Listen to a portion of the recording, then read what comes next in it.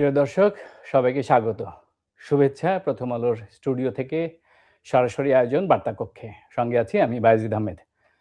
আজ আমাদের আলোচনার বিষয় পশ্চিমবঙ্গে বিজেপি ঝড়ের কারণ কি? আর এ বিষয়ে আলোচনার জন্য আমাদের সঙ্গে পশ্চিমবঙ্গ থেকে অনলাইনে যুক্ত হয়েছেন প্রথম আলোর কলকাতার প্রতিনিধি এবং বিশিষ্ট সাংবাদিক শুভজিৎ বাগচি। শুভজিৎ বাগচি, আপনাকে স্বাগত জানাচ্ছি। দাদা, নির্বাচন পরবর্তী সহিংসতা শুরু হয়ে গেছে কিনা পশ্চিমবঙ্গে? হ্যাঁ, নির্বাচন পরবর্তী সহিংসতা গোটা পশ্চিমবঙ্গ থেকেই খবর আসছে। জি, নিশ্চিতভাবেই বলা যায় এখন যে দুজন মারা গিয়েছেন। আমরা যদি এটার মধ্যে নাও যাই যে কোন দলের তারা, তাও বলা যায় যে সব দলের মানুষই মোটামুটি আক্রান্ত। বিশেষ করে তৃণমূলের যারা কর্মী ইত্যাদি তারা বেশি আক্রান্ত। তবে সাধারণ মানুষ অনেকে আক্রান্ত হয়েছেন। একজন নারীর ছবি দেখলাম, খুব বয়স্ক, যার গায়ে গুলি লেগেছে অথবা যাকে মারা হয়েছে, তার মুখ দিয়ে রক্ত ঝরছে। এটা কুচবিহারের একটা দৃশ্য। এরকম দৃশ্য সারাক্ষণই মোবাইল ফোনে আসছে। তৃণমূল কংগ্রেসের বিভিন্ন অফিসে আক্রমণ করা হয়েছে, ভেঙে দেওয়া হয়েছে। অন্যদিকে বিজেপির নেতারা আবেদন জানিয়েছেন যেন তৃণমূলের নেতাদের কর্মীদের আক্রমণ না করা হয় এবং সঙ্গে সঙ্গে তাদের যে স্থাপনাগুলি আছে, তাদের অফিস আছে, আক্রমণ না করা হয়। মমতা বন্দ্যোপাধ্যায় ইতিমধ্যেই বলেছেন যে তাদের উপরে জোরালো আক্রমণ নেমে এসেছে। তিনি বলেছেন যে যখন আমরা ক্ষমতায় এসেছিলাম আমরা এই আক্রমণ সিপিআইএমকে করিনি। আমরা বলেছিলাম রবীন্দ্রসঙ্গীত বাজাতে, মোড়ে মোড়ে সর্বত্র, যাতে মানুষকে শান্ত রাখা যায়, নজরুল গীতি বাজাতে। অথচ গত 3 দিন ধরে তিনি বলেছেন একটা গুন্ডারাজ চলছে, আমাদের উপরে সরাসরি মানে নিরাপত্তা কর্মী লাগিয়ে এবং গুন্ডা লাগিয়ে আক্রমণ করা হচ্ছে তিনি বলেছেন। এবং প্রায় সব জেলাতেই কম বেশি কিন্তু গন্ডগোল হচ্ছে। যদিও খুব বেশি মানুষ এখনো মারা যাননি, কিন্তু এটা স্প্রেড করে যেতে পারে দ্রুত, কারণ এই মুহূর্তে একটা ডামাডোলের মধ্যে রাজ্য রয়েছে। সেটাকে নিয়ন্ত্রণ করা প্রাথমিক কর্তব্য হবে যারা ক্ষমতায় আছেন তাদের। সেখানকার আইন শৃঙ্খলা পরিস্থিতির নিশ্চয়ই অবনতি হয়েছে, আপনার কথা থেকে আমরা বুঝতে পারছি। যারা আইন শৃঙ্খলা রক্ষার দায়িত্বে আছেন তারা কি নিরপেক্ষভাবে ভূমিকা রাখছেন?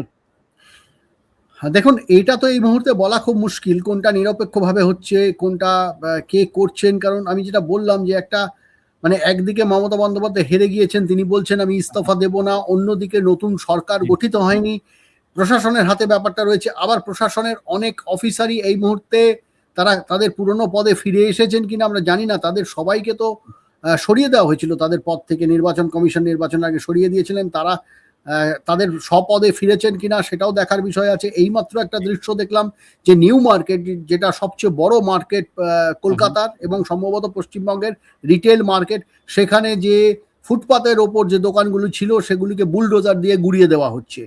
এখন এই দোকানগুলিকে মানুষের দোকান। হ্যাঁ, এটা কারা গড়িয়ে দিল? এটা প্রশাসনিক স্তরে নিশ্চয়ই করা হচ্ছে। এর ডিটেলটা এখনো পাওয়া যায়নি, কিন্তু সেটা বুঝতেই পারছেন এগুলো গরিব মানুষের দোকান এবং নির্দিষ্ট সম্প্রদায়ের দোকান। এগুলিকে গুড়িয়ে দেওয়া ইলেকশন অ্যাক্টিভিটি, তাই তো? ভায়োলেন্স এবং এটাকে ভায়োলেন্স বলা যাচ্ছে না, এটা তো বুলডোজার নিয়ে এসে গুড়িয়ে দেওয়া হচ্ছে। এটা কি কোনো দলীয় কর্মী করছেন নাকি এটা কারা করছেন নাকি এটা কর্পোরেশন করছে আমরা জানি না। সেই প্রেক্ষিতে আমি বললাম। হ্যাঁ, এটা কারা করছেন আমরা ঠিক জানি না। এটা কর্পোরেশন করছে, ক্যালকাটা কর্পোরেশন করছে, কারণ ক্যালকাটা কর্পোরেশনের লাগোয়া অঞ্চলে এটা হচ্ছে। তারাই করছেন নাকি কোনো দলীয় কর্মী করছে সেটা আমরা এখনো বুঝতে পারছি না। দাদা, আজ আপনার নিউজের মাধ্যমে আমরা জেনেছি যে পশ্চিমবঙ্গের বিধানসভা নির্বাচনের পর আনুষ্ঠানিকভাবে প্রথম প্রেস কনফারেন্স করেছেন বিদায়ী মুখ্যমন্ত্রী মমতা ব্যানার্জি। তিনি বলেছেন যে আমরা হারিনি, কেন পদত্যাগ করব। কেন তিনি জোর গলায় বলছেন তারা হারেননি এবং কেন পদত্যাগ করবেন না? তার ব্যাখ্যা হচ্ছে যে অন্তত 100টি আসনে তাদের হারিয়ে দেওয়া হয়েছে নানাভাবে। প্রশাসনিক যে যন্ত্র সেটাকে কাজে লাগিয়ে, একটা হচ্ছে নিবিড় সংশোধনের মাধ্যমে বিভিন্ন জায়গা থেকে ভোটারদের বাদ দেওয়া হয়েছে। 35 লাখ আবেদন করেছেন ট্রাইব্যুনালের মাধ্যমে ভোটার তালিকায় ফিরে আসার জন্য। আবার অন্যদিকে তিনি বলছেন যে তাদের এই ভোট গণনা কেন্দ্র থেকে তাদের বার করে দেওয়া হয়েছে। তিনি তার ভাষায় তাকে ধাক্কা মেরে বলপূর্বক জবরদস্তি করে বার করে দেওয়া হয়েছে।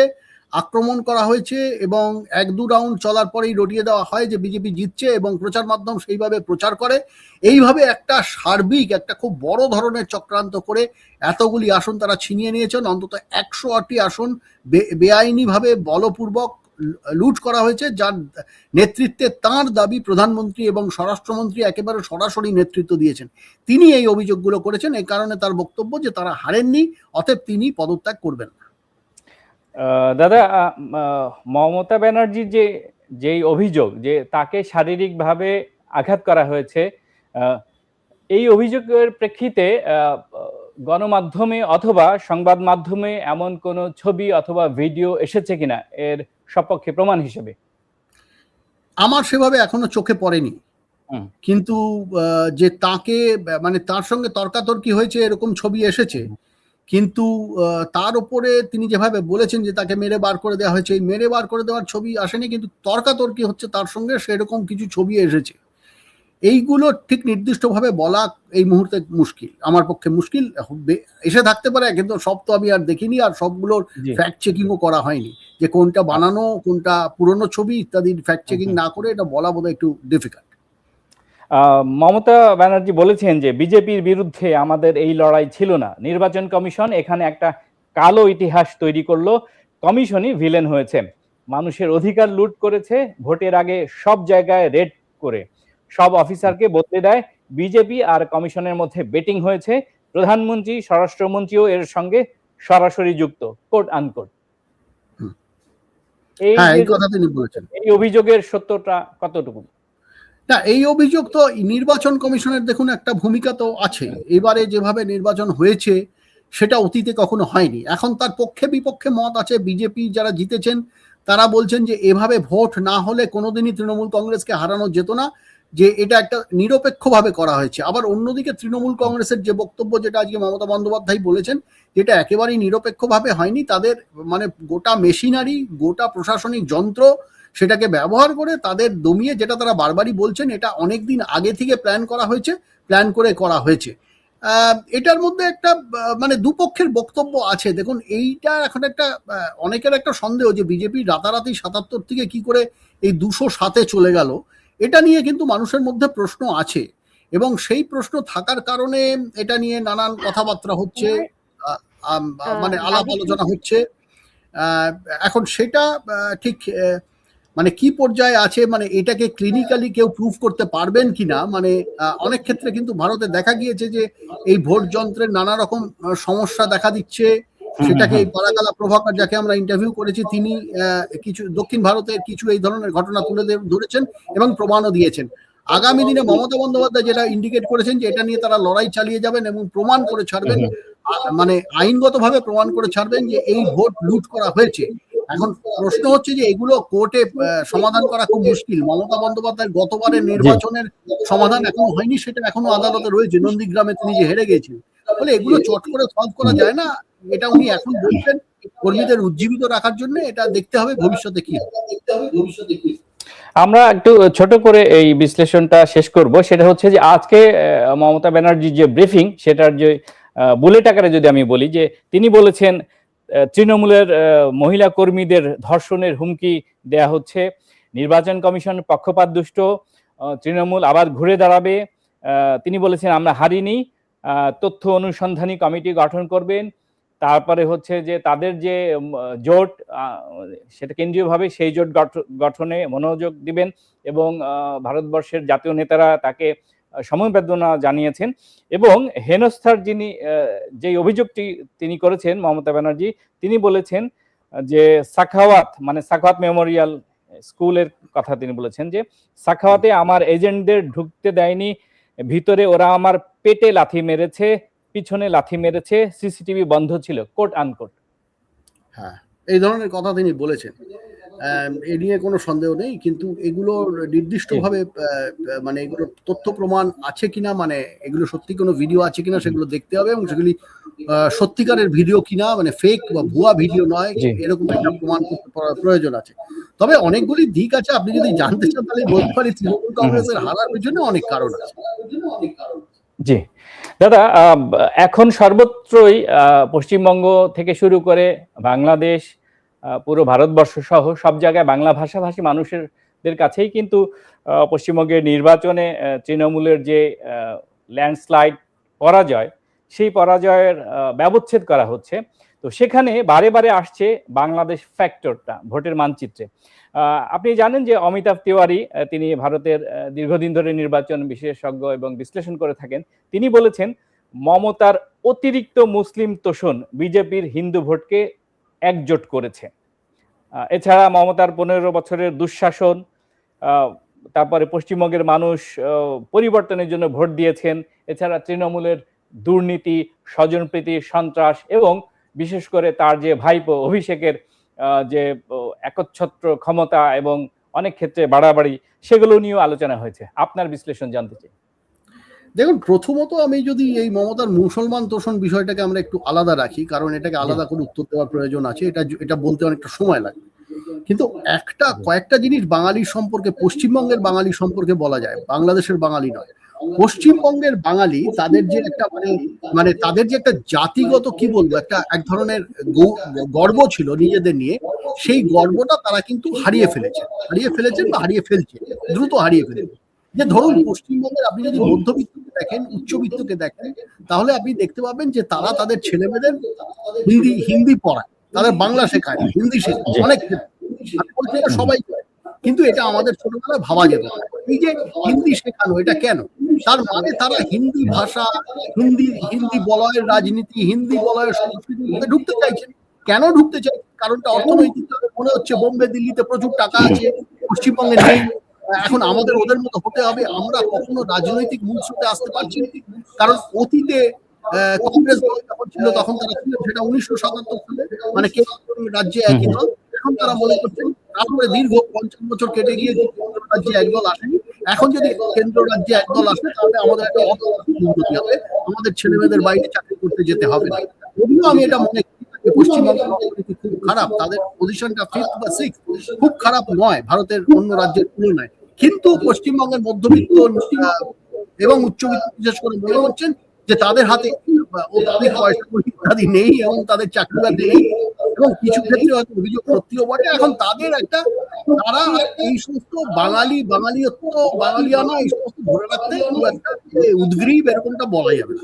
তারা একটা চাইছেন ঠিক আছে বাবা, হিন্দি ভাষা বলা, এখানে আরো ইনফ্রাস্ট্রাকচার ডেভেলপমেন্ট হোক, আরো মেট্রো লেন হোক, আরো বাজার দোকান হোক, আরো শপিং মল হোক, এসব তারা চাইছেন। এখন এসব তারা যদি চান তাদের জাতিগত অভিমান ভুলে, তাহলে সেটা তো করতে হবে। আর দ্বিতীয় কথা হচ্ছে যে বামপন্থী রাজনীতির যে একটা বলয়ের মধ্যে পশ্চিমবঙ্গ গত 50-60 বছর ধরে রয়েছে, সেই বামপন্থী রাজনীতি মমতা তো তাই করেছেন। মানে মমতার স্লোগান কি ছিল? মা মাটি, মানে আমি কখনো জমি নেব না, কৃষকের থেকে জমি নিয়ে ইন্ডাস্ট্রি করবো না, এটাই তো মমতা বলতেন, মা মাটি মানুষের রাজনীতি। মানে এটা তো সেই Leninist slogan, land to the tiller, অর্থাৎ কৃষকের জমি, লাঙল যার জমি তার। মমতা পলিটিক্স করতেন, বামপন্থী পলিটিক্স।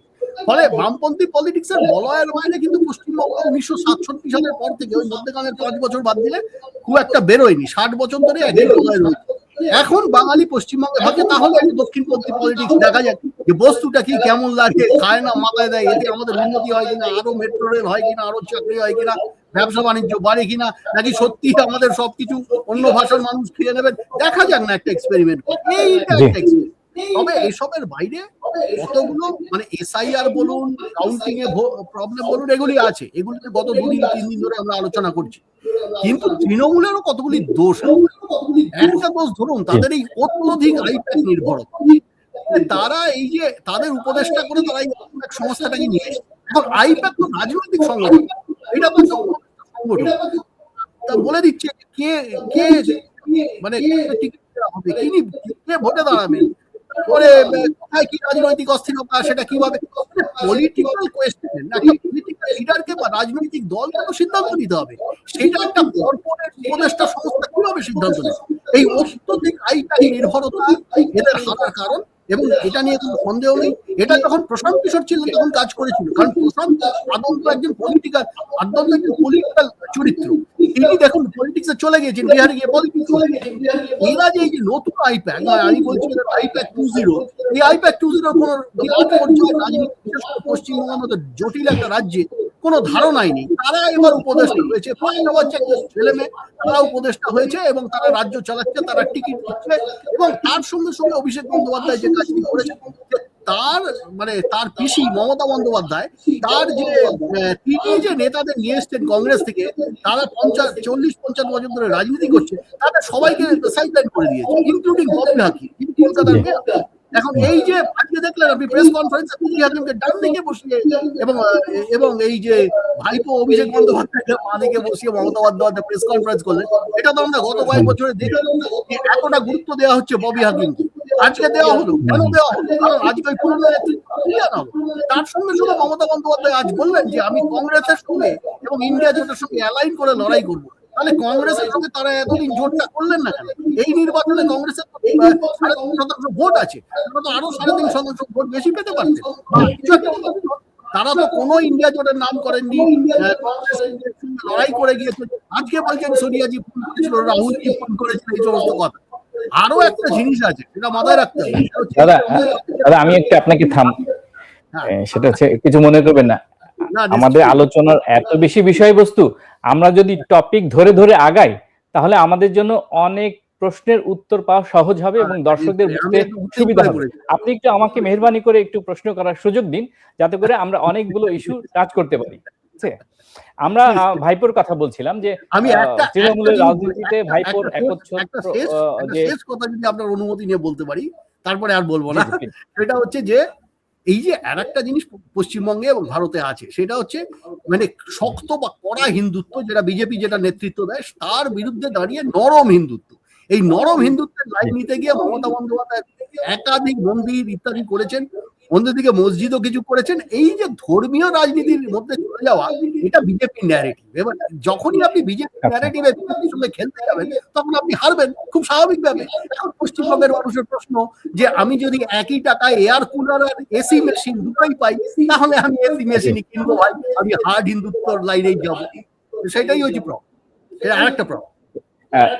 ধর্মের কথা যেহেতু বললেন, বিজেপি তো ধর্মীয় কার্ড খেলবে সেটি তো আগে থেকেই জানা কথা। তারা বিজেপি বাংলাদেশ কার্ডও খেলেছে এবং সাকসেসফুল হয়েছে তারা। তো পশ্চিমবঙ্গের মোট ভোটারের বলা হয় যে 27% মুসলিম, তাই তো? হ্যাঁ, 2011 যে আদমশুমারি মোতাবেক, জি, হিসাব অনুযায়ী। তাহলে মুসলিম মেজরিটি মুসলিমরা যদি তৃণমূল কংগ্রেসকে ভোট দিয়ে থাকেন, তাহলে তারা কি এবার সবাই ভোট দিয়েছেন তৃণমূলকে? ভোটের ফলাফলে তো সেটি এবারে যেটা আমরা জানতে পারছি, দেখুন, অ্যান্টি বিজেপি এবং অ্যান্টি তৃণমূল যে কজন প্রার্থী জিতেছে, সম্ভবত 5 জন, তারা সবাই কিন্তু মুসলমান। অর্থাৎ মুসলমান ভোট এর থেকে প্রমাণিত হচ্ছে একজোট হয়ে প্রার্থী জেতাচ্ছে। মুসলমানরা নিজেদের একটা আইডেন্টিটিকে বাইরে আনার চেষ্টা করছে পশ্চিমবঙ্গে, যে কারণে 2 জন মুসলমান নেতা জিতেছেন। একদিকে নওশাদ সিদ্দিকী, হুমায়ুন কবির সাহেব, নওশাদ সিদ্দিকী নওশাদ সিদ্দিকী এবং অন্যদিকে হুমায়ুন কবির, তিনি 2 আসনে জিতেছেন। ফলে মুসলমান আইডেন্টিটির রাজনীতি পশ্চিমবঙ্গে কিন্তু এবার মুসলমানদের দিক থেকে, এতদিন এটা হিন্দুরা করছিলেন, এবার এই বিজেপির রাইজের সঙ্গে সঙ্গে আমরা যেটা দেখছি, মানে যেটা হিন্দুত্ববাদী হিন্দু আইডেন্টিটি লাইনের যে পলিটিক্স, সেইটার একটা রাইজ হচ্ছে। সঙ্গে সঙ্গে আমরা কিন্তু দেখছি একটা মুসলমান আইডেন্টিটি পলিটিক্স এর একটা রাইজ হচ্ছে, যেটা কিন্তু খুব ইন্টারেস্টিং ব্যাপার। কারণ 1947 সালের পর থেকে এই ধরনের মুসলিম আইডেন্টিটি কোয়েশ্চেন নতুন দলের সামনে আসা, এই ফজলুল হকের পরে কিন্তু ইন্টারেস্টিং, মানে গনি খান চৌধুরী কিন্তু আইডেন্টিটি লাইন নিয়ে পলিটিক্স করতেন, কংগ্রেসের মধ্যে ঢুকে পলিটিক্সটা করতেন, তিনি সবচেয়ে বড় লিডার ছিলেন। বা হুমায়ুন কবিরের মতো লোক, মানে সেই 1960-70-এর হুমায়ুন কবিরের কথা বলছি, জি, শিক্ষা সচিব ছিলেন, উনি শিক্ষামন্ত্রীও ছিলেন। জি, হ্যাঁ, এরা কিন্তু বাংলাদেশের ফরিদপুরের মানুষ হুমায়ুন কবির সাহেব। এরা কিন্তু ওই মুসলিম আইডেন্টিটি জায়গা থেকে লড়াই করেন, এরা কিন্তু ওই ভারতের মেইন স্ট্রিম দলগুলির মধ্যেই ছিলেন। কিন্তু এইবারে আমরা নতুন মুসলিম দল দেখছি, অর্থাৎ মুসলিম আইডেন্টিটি পলিটিক্স কিন্তু পশ্চিমবঙ্গের সামনে আসছে।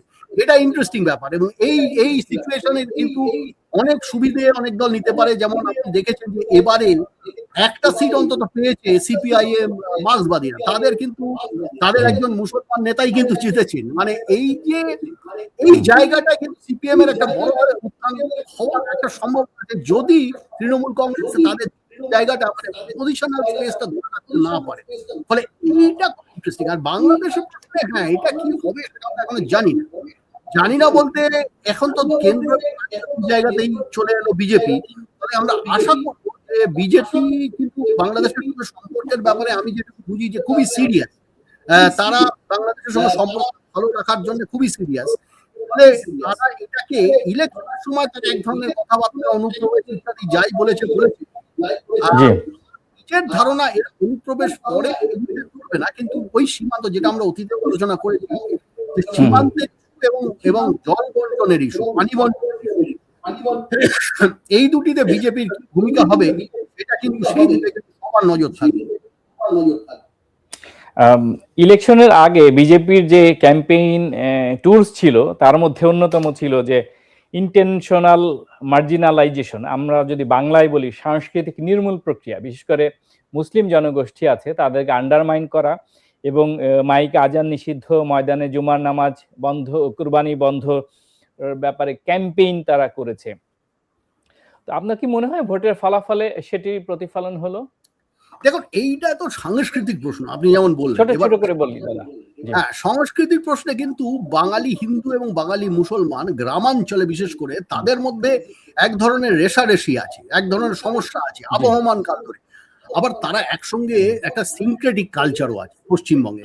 এই যে বাউল যে ঘরানা, এই যে সুফি যে ঘরানা, এগুলো তো আমরা দেখি মুসলমান পার্টিসিপেশন, হিন্দু পার্টি, যেটা আপনি জানেন বাংলাদেশে এটা আছে, হিন্দু মুসলমান পাশাপাশি থাকে, মাঝে মধ্যে গন্ডগোল হয় ঠিকই কিন্তু পাশাপাশি থাকে।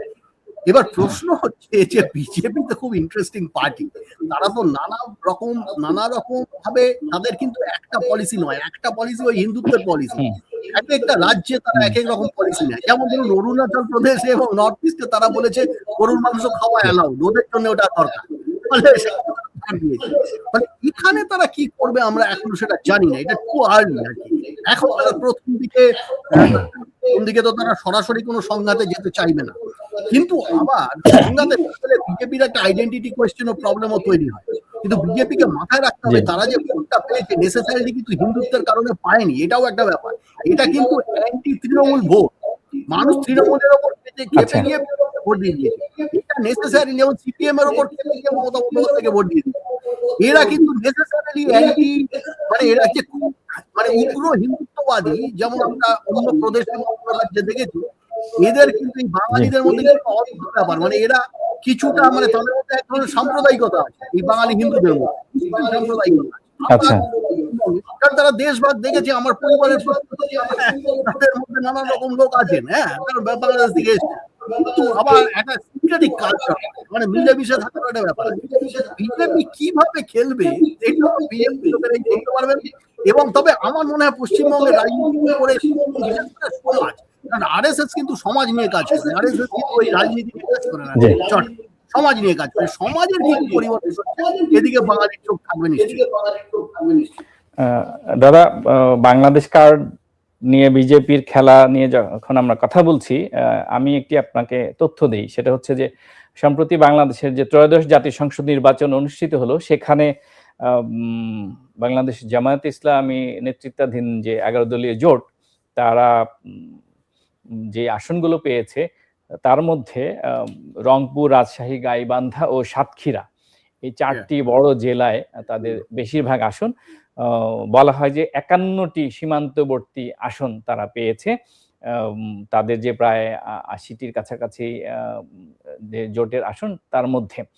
তো প্রশ্ন হলো যে এই যে রংপুর, রাজশাহী, গাইবান্ধা ও সাতক্ষীরা, এটা সীমান্তবর্তী জেলা হওয়ার কারণে ওই এলাকার মানুষ যেমন দেখেছে জামাতের তাদের অবস্থান, রাজনৈতিক অবস্থান, তাদের সংঘবদ্ধ অবস্থান এবং তাদের জনপ্রিয়তা, এই ইম্প্যাক্টটা ওই পারে, কাঁটাতারের ওই পারে এবার নির্বাচনে পড়লো কিনা। কারণ আমরা দেখেছি যে বাংলাদেশের সীমান্ত লাগোয়া যে জেলাগুলো, কোচবিহার, জলপাইগুড়ি, উত্তর দিনাজপুর, দক্ষিণ দিনাজপুর, দার্জিলিং, মালদা, মুর্শিদাবাদ, নদিয়া, উত্তর 24 পরগনা ও দক্ষিণ 24 পরগনা, বাংলাদেশের যে সীমান্তবর্তী এলাকাগুলো আছে সেখানে অধিকাংশ আসনে বিজেপি জয়লাভ করেছে।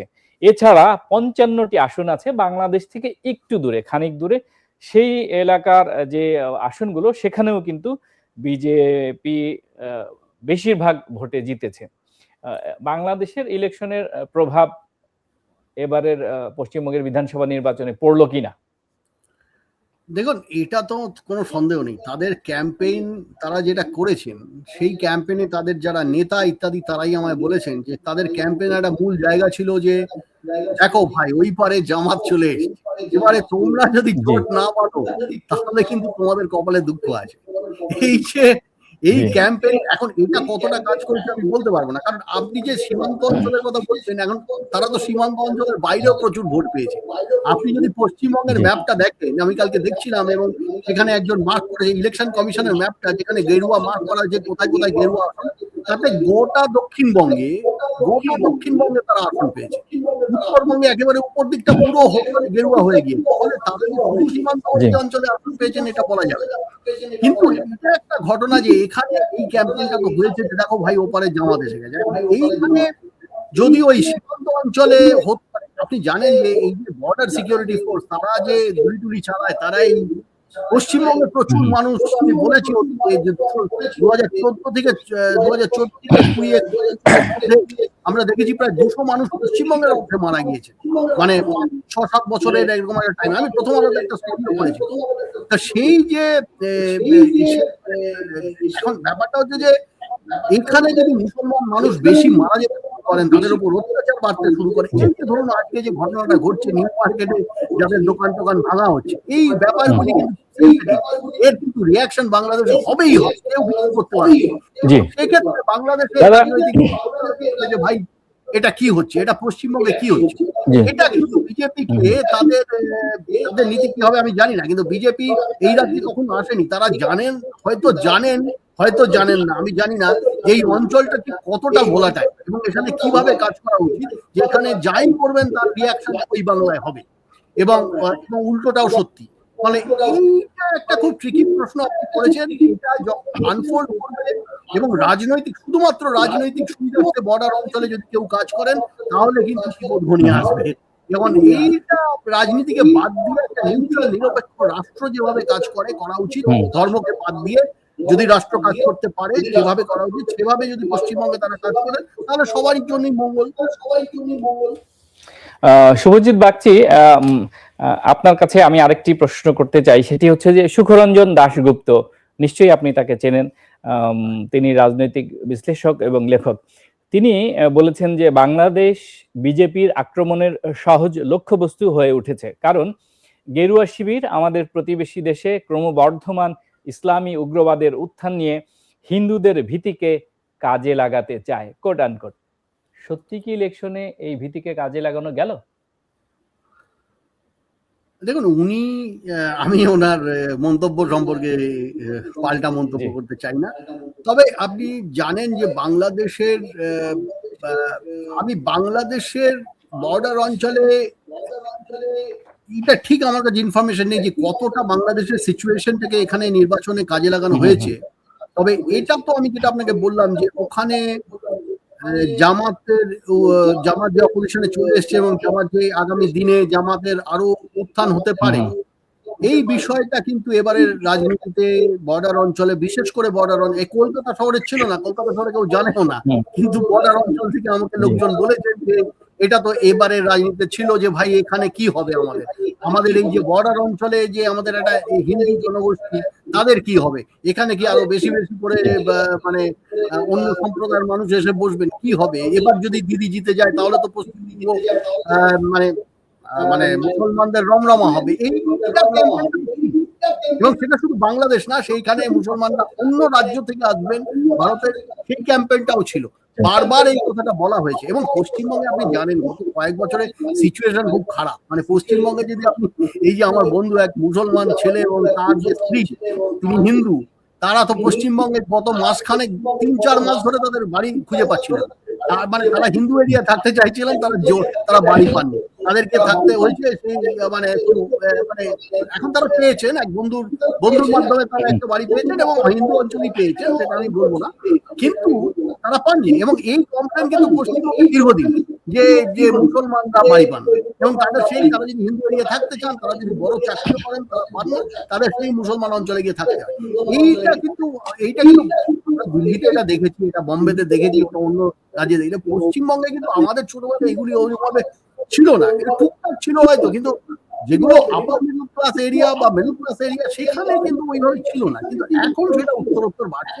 এখানে এখন এইগুলি কি প্রমাণ করে? এগুলি প্রমাণ করে যে আপনি গোড়াতেই যেটা বললেন যে একটা মুসলমান অ্যাপিজমেন্টের পলিটিক্স। এবার মুসলমান অ্যাপিজমেন্টের পলিটিক্স মমতা বন্দ্যোপাধ্যায় করেছেন এবং করেন উনি, দুটোই বলা যায়।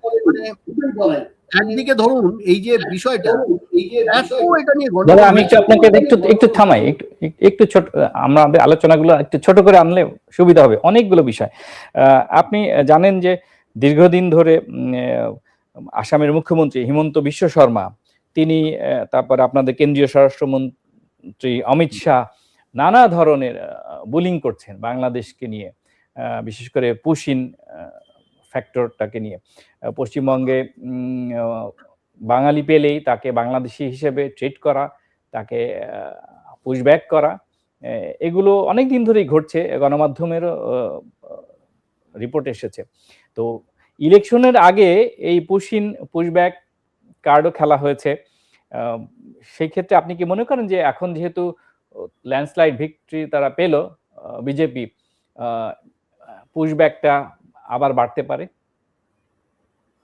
দেখুন এইটা একটা মানে আসামের ক্ষেত্রে আমি পশ্চিমবঙ্গের অবস্থাটা এখনো বুঝতে পারছি না যে এই নতুন সরকার কি করবে, কিন্তু যদিও তারা ঘোষণা করেছে যে এটা হিন্দুদের জয়, এই কথাটা বলা সাংঘাতিক যে হিন্দুদের জয়, মানে এখন একজন প্রধান যিনি রাজ্যের তিনি যদি এই কথা, মানে যিনি প্রধান হতে পারেন, আমরা জানি না তিনি হবেন কিনা, কিন্তু বলেছেন হিন্দুদের জয়, এই কথাটা খুব ভালোভাবে কিন্তু হিন্দুরাও নেয়নি এখন, সেটাই খুব ইন্টারেস্টিং পশ্চিমবঙ্গে। এবারে আসামের ক্ষেত্রে কিন্তু এটা একটা ট্র্যাডিশনাল ক্যাম্পেইন, এটা আসামে গত আমার মনে হয় স্বাধীনতার আগে থেকে এটা যে আসামে একজন মুসলমান মুখ্যমন্ত্রী হয়ে যায়, এই লাইনে তারা তো আসামে দেখা গেল যে কংগ্রেস দলটা হেরে গেল, যে মুসলমান ভোটটা তৈরি হলো, মুসলমান দল তৈরি হলো, এবং সেই ভয়টা দেখানো হলো যে এইবার মুসলমান মুখ্যমন্ত্রী আসতে চলেছেন। তারপরে এই যে মুসলমান ভোটটা ডিভাইডেড হয়ে একটা মুসলমান পার্টিতে গেল, কংগ্রেস এলো, কংগ্রেস হেরে গেল, এবং সেই যে হাঁটতে শুরু করলো, ফলে আসামে এটা ডিভিডেন্ড দিচ্ছে। অর্থাৎ আসামে যত আপনি এটা পুশ করছেন যে মুসলমানকে পুশ করা বাংলাদেশ, তো আপনি পরের পর নির্বাচনে জিতেই চলেছেন, মানে বিজেপি তো জিতে চলেছে, বিজেপি হারছে না, এবং হিমন্ত বিশ্ব শর্মা জিতে চলেছে। ফলে পয়েন্টটা হচ্ছে যে আসামের ক্ষেত্রটা আলাদা। আসামে আর একটা সমস্যা আছে, সেটা হচ্ছে আসামের জনগোষ্ঠীটা ছোট, এবং উত্তর পূর্ব ভারতের যে জনগোষ্ঠীগুলি সম্পর্কে আমি ভালোভাবে জানি, হ্যাঁ, আমার একটা পরিবারের অংশ সেখানে রয়েছে। এখন তাদের এক ধরনের সমস্যা আছে, সেটা হচ্ছে যে এই জনগোষ্ঠীগুলির সাইজ খুব ছোট, মানে ধরুন 10 লাখ, 12 লাখ, 15 লাখ, 25 লাখ এক একটা জনগোষ্ঠীর সাইজ। এখন ভয়টা হচ্ছে, এদের ভয় হচ্ছে এদের দুদিকে বাঙালি রে ভাই, একদিকে 10 কোটি, একদিকে 20 কোটি। এখন এই বাঙালিরা তো ঢুকছেও সেখানে, মানে যে যেখান থেকে আসে তারা বাংলা ভাষী, মানে আপনি দেখবেন এই যে শিলংয়ে প্রচুর বাঙালি হিন্দু মার খাচ্ছে এবং মারা যাচ্ছে, তারা কিন্তু বাংলাদেশি বলে মার খাচ্ছে না, তারা কিন্তু বাঙালি বলে মার খাচ্ছে। এই দুটো জনগোষ্ঠী মধ্যেখানে 15 লাখ 20 লাখ লোক অরুণাচল প্রদেশে বসে গেছে, আর তার দুদিকে দুটো জনগোষ্ঠী, যেটা সাইজ হচ্ছে 30 কোটি। মানে এদের একটা বাঙালির প্রতি ভীতি। এখন এই জনগোষ্ঠী লোকই আমার স্ত্রী, ফলে আমি খুব ভালোভাবে জানি ব্যাপারটা যে এদের বিরাট বাঙালি, আমরা তো ডিসঅ্যাপিয়ার করি, আমরা তো হারিয়ে যে আমাদের দুদিকে এই যে 30 কোটি বাঙালি। এখন এই ভীতিটা কিন্তু জেনুইন ভীতি, এটা আপনি ওখানে গেলে বুঝতে পারবেন জেনুইন একটা ভয় তাদের কাজ করে। এটা যে তাদের যে সবসময় দোষ দেওয়া যায় তেমনও নয়, আবার এখান থেকে তারা এক ধরনের একটা এথনো-লিঙ্গুইস্টিক ন্যাশনালিস্ট লাইন নিয়ে নিতে পারে, যেটা হিংসার দিকে চলে যেতে পারে, গেছেও এবং যাচ্ছেও। এখন এটাকে পলিটিক্যালি যদি রাজনৈতিক দল ইউজ করা করে, যেটা আসামে করছে, তাহলে সেটা একটা দিকে যাবে এবং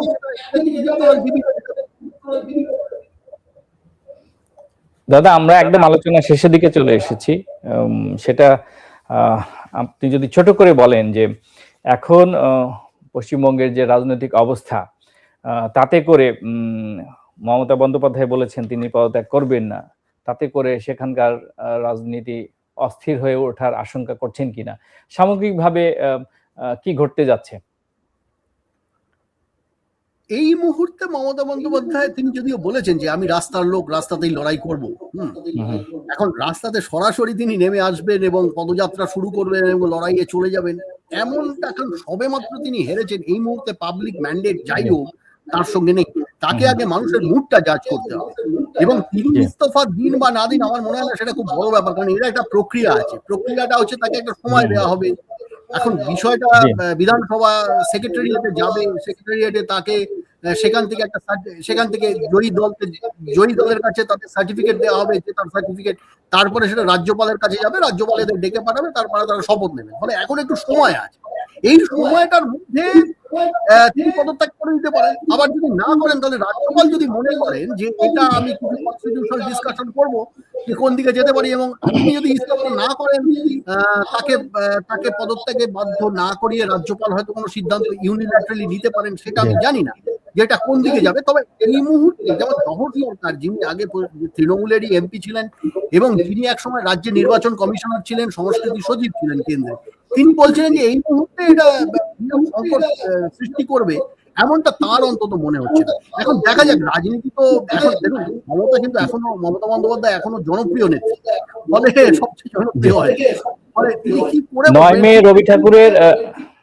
9 মে বিশ্বকবি রবি ঠাকুরের জন্মদিনে তো বিধানসভার সদস্যদের শপথ, সেটি তো হচ্ছে, তাই তো?